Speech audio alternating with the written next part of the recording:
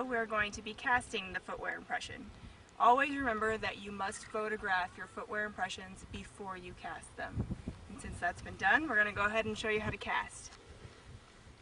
Now, depending upon what kind of ground your footwear impression is in, will depend on how you treat the area.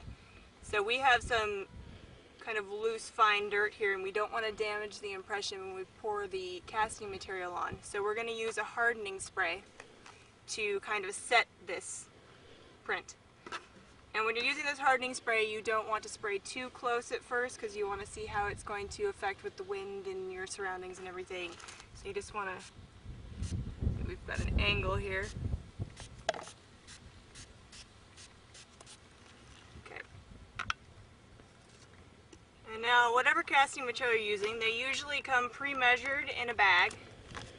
And so we're going to go ahead and mix up, add the water.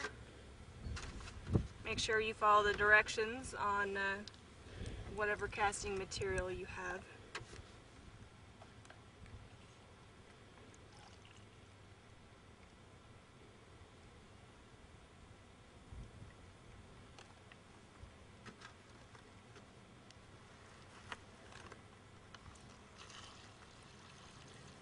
And if it comes in a bag like this pre-measured, you can just go ahead and mix it in the bag.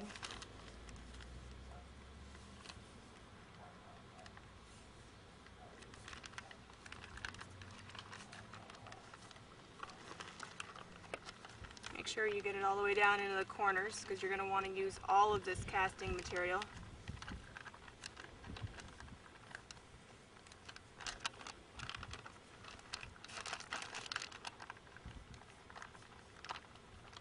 Alright, now that this is fairly well mixed, very well mixed, you may want to make sure there's no lumps in here whatsoever.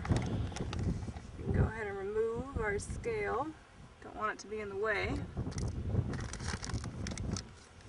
Now when you pour out your casting material, you never want to pour directly onto your footwear impression.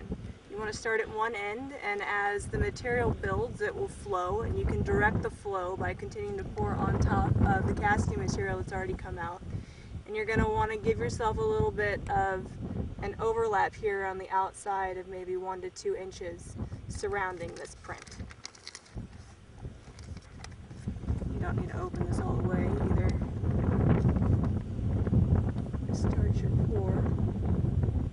See how you can kind of guide it to flow without actually pouring directly on this print.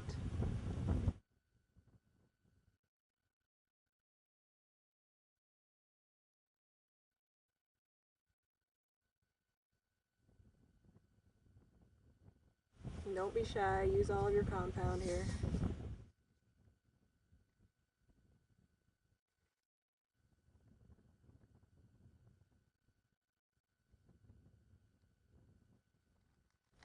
Now, we have a tongue depressor that we can use to just lightly smooth and spread this. So you can get kind of an even application. Make sure you've covered enough area.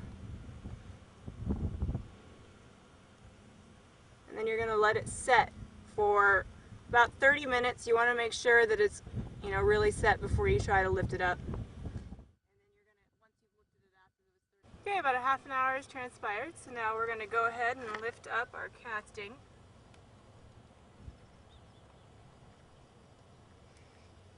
And it's covered with dirt, as it should be. You don't want to go ahead and brush this off yet. So now what you would do is you would place this in a cardboard box and transport it back to your lab, where you would then let it set for about another 72 hours so it can cure and harden all the way. And then after 72 hours you can go ahead and brush it off, wash it off, so you can look at all the detail. That way you don't compromise any of the detail of your cast. If you were to wash it off now, it might be a little too soon. Now we're rinsing off our cast. Take a little bit. Gradually work through all this dirt.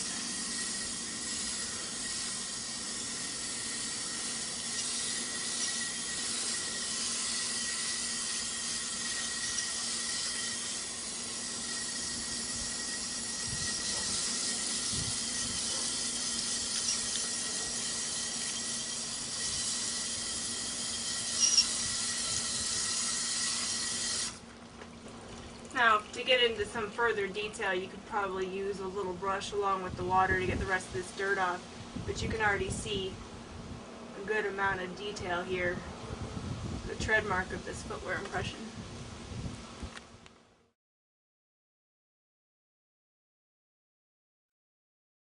For further information on footwear impression photography and casting, please visit our website at the Crime Scene Investigator Network. Thank you.